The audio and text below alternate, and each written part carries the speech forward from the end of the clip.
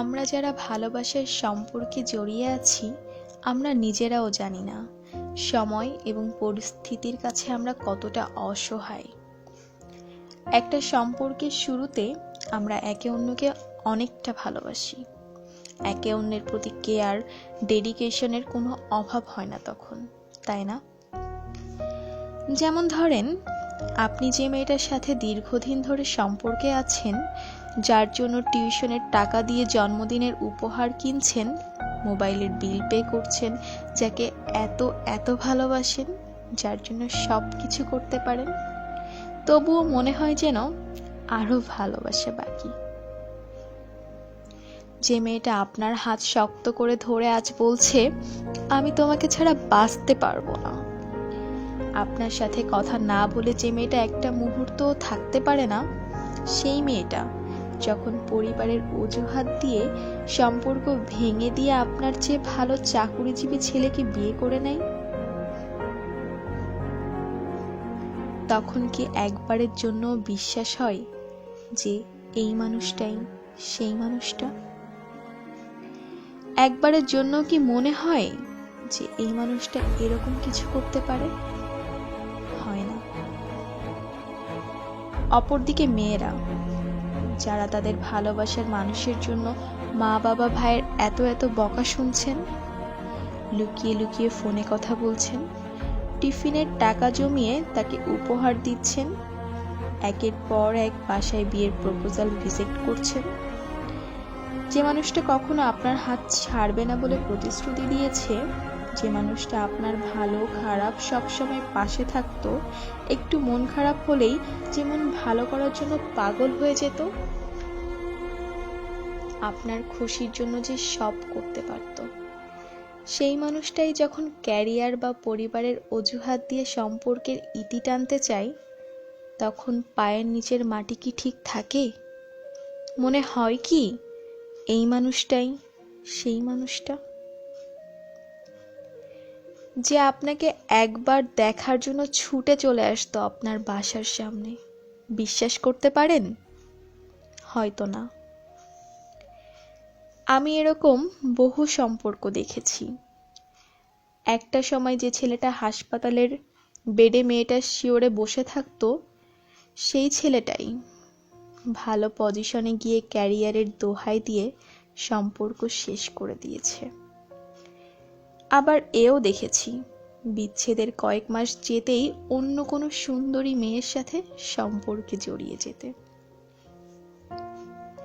অনেক মেয়েকে দেখেছি বাসায় সমস্যার কথা বলে সম্পর্ক শেষ করে দিয়ে পাবলিক ভার্সিটি পড়ুয়া কোনো ছেলের সাথে নতুন করে সম্পর্কে জড়াতে।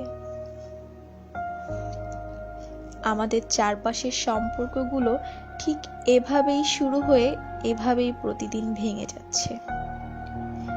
সম্পর্ক ভেঙে যাবার পর বাইরের মানুষগুলো হয়তো বলবে, এতদিনে থেকেও তাকে চিনতে পারোনি, এটা সেটা অনেক কিছুই বলবে। কিন্তু আমাদের যাদের সম্পর্কটা হঠাৎ করেই ভেঙে যায়, কেবল আমরাই জানি। বিচ্ছেদের 1 সেকেন্ড আগেও মনে হয় না যে এই মানুষটার আড়ালে একটা অচেনা মানুষ লুকিয়ে থাকতে পারে। যাকে এত এত ভালোবাসেন, সে এরকম কিছু করবে মনে হচ্ছে না, তাই না? হৃদয় ভাঙা মানুষগুলোর ধারণাও একসময় এরকমই ছিল, জিজ্ঞেস করে দেখতে পারেন। প্রতিটি হৃদয় ভাঙার গল্প ঠিক এরকমই হয়। আসলে একটা সম্পর্ক গড়ে ওঠে বিশ্বাস আর ভরসার উপর। যেখানে বিশ্বাসটাই ভিত্তি, সেখানে ভালোবাসার সেই প্রিয় মানুষটি বিশ্বাস ভেঙে দিলে কিচ্ছু করার থাকে না। বিশ্বাস করেন, কিচ্ছু করার থাকে না। শুধু অসহায়ের মতো চেয়ে চেয়ে দেখতে হয়।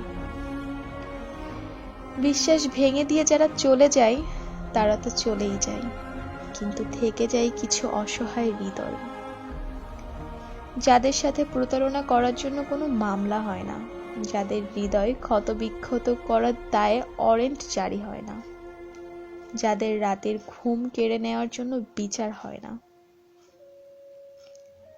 কেননা আমাদের সমাজে নামহীন মনের সম্পর্কগুলোর কোনো দলিল থাকে না, থাকে না সাক্ষী প্রমাণও। তাই প্রতিশ্রুতিগুলো অবলীলায় অস্বীকার করে চলে যেতে পারে তারা। দিন শেষে ভালোবাসাগুলো কেমন যেন রূপ, সৌন্দর্য, ভালো পজিশন আর টাকার কাছে হেরে যায়। তবুও কিছু স্বার্থহীন ভালোবাসা আছে বলেই ভালোবাসা আজও সুন্দর। এত এত হৃদয় ভাঙা গল্পের ভিড়েও এমন কিছু গল্প আছে যেখানে ছেলেটা ভালোবাসার মানুষকে নিজের করে পাওয়ার জন্য অক্লান্ত পরিশ্রম করে একটা চাকুরি জোগাড় করে, আর মেয়েটা ছেলেটার খারাপ সময়ে পাশে থেকে তার জন্য অপেক্ষা করে। পরিবারকে বুঝিয়ে মানিয়ে সম্পর্কটা বিয়ে পর্যন্ত নিয়ে যাওয়ার জন্য তারা দুজনেই লড়ে যায়। সত্যি, যেখানে সম্পর্ক ছেড়ে যাওয়ার জন্য 10টা অজুহাত দাঁড় করানো যায়, সেখানে একসাথে থাকার জন্য কেবল একে অন্যের প্রতি ভালোবাসাটাই যথেষ্ট। আর এই ভালোবাসা ভাগ্যবানদের কপালেই জোটে। এক্ষেত্রে আপনি যদি এরকম কাউকে পান, তবে সত্যি আপনি ভাগ্যবান। আর এই ভাগ্যবান মানুষগুলো হাজারে একজন হয়। তবুও আমরা ভালোবাসি, কারণ আমরাও সেই ভাগ্যবান একজন হতে চাই। আর দিন শেষে ভালোবেসে ঠকে গেলে এই আমরাই নিজের মনকে ভাগ্যটাই খারাপ এই বলে সান্ত্বনা দিই তখন।